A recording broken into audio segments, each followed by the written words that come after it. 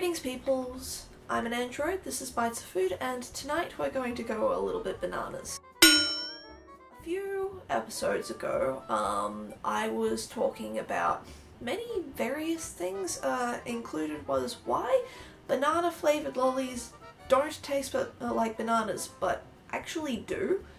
And one of you in the comments said that you'd actually like to hear that story even though you've heard it before, so hi, love you, I'll give you the story again. And it's really simple, and a little bit terrifying. Now, the bananas that we know and eat today, the ones that people my generation all associate with being a banana, is the Cavendish. It's this. It is a seedless, mutant, hybrid thing that really, by all reasons of nature, should not exist. These things do not reproduce sexually. If nature had its way, these would be out the window. They reproduce, or are reproduced, by growers by splitting the stumps of the original parent herb of these, and then having subsequent plants grow from those stumps. I forget what the term is for that sort of type of growing. It's actually a fairly common technique. I think you can do it with like various types of trees, including apple trees. But it does mean that there is no genetic diversity in the Cavendish banana.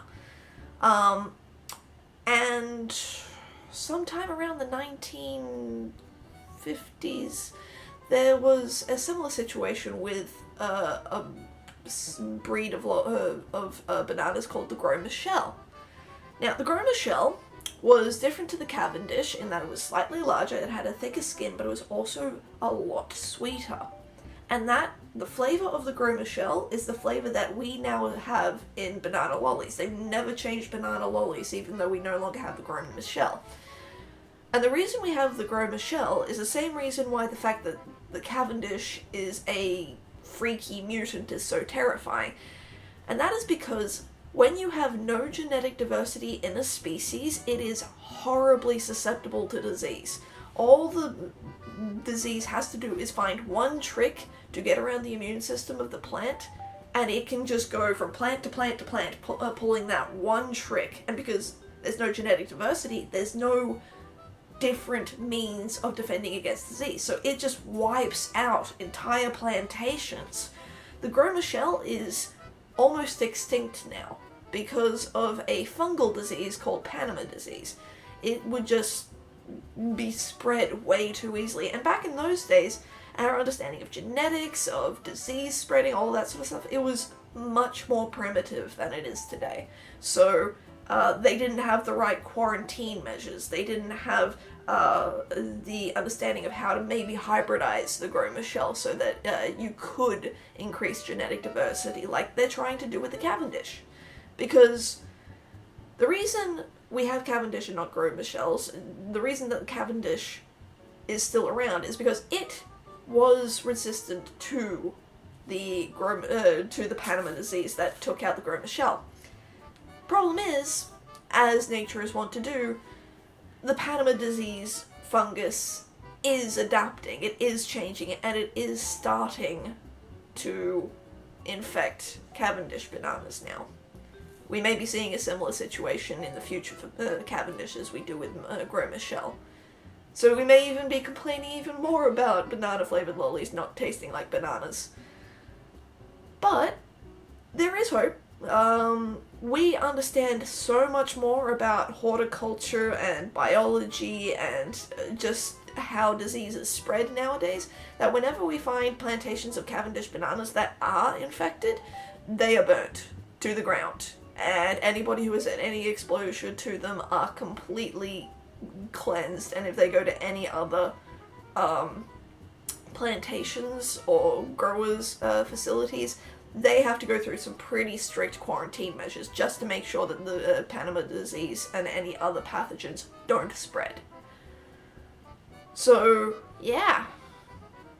Let's talk about the Cavendish now, though, because one of the things about the Cavendish, one of the reasons why it is so prevalent is also one of the reasons it is no longer like wild-type bananas. It is the fact that it's seedless. Wild-type bananas, they have massive seeds riddled throughout the whole thing, and they don't have nearly the same flavor. They're not also nearly as long. They're stubby little things. I'd recommend you look it up on the internet. It's really easy. I think there's a picture of it on Wikipedia. They're also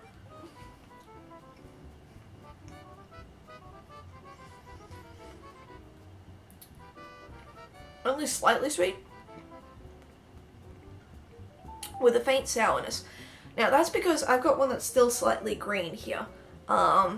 I don't like bananas that are actually properly ripe. They're a little too sweet and slightly bitter for me. So this here is my perfect banana. I really like it. It's soft, it's sweet, it hasn't gone brown in any way. It hasn't gotten overly sweet. I don't like that. To be fair, if I had the Gros Michel nowadays, I might find them a bit gross. I never did like banana lollies growing up, to be honest. But these are perfect. The good thing is, a lot of the time on this show, I eat things that are bad for me. Like chicken skin. Chicken skin is delicious, but you really shouldn't be eating much of that. Licorice bullets. They're chocolate covered goodness. They're delicious, not supposed to be good for you. Tabasco jelly beans. Just no. And yet I got this.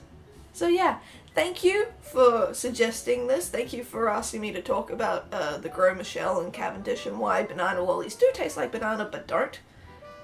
And if you have any suggestions, if there's anything you would like me to talk about or like to see me eat, just please put a comment down in the down below area. I will look at it and I'll probably take you up on it, because more suggestions from you guys, the less work I have to do coming up with episodes.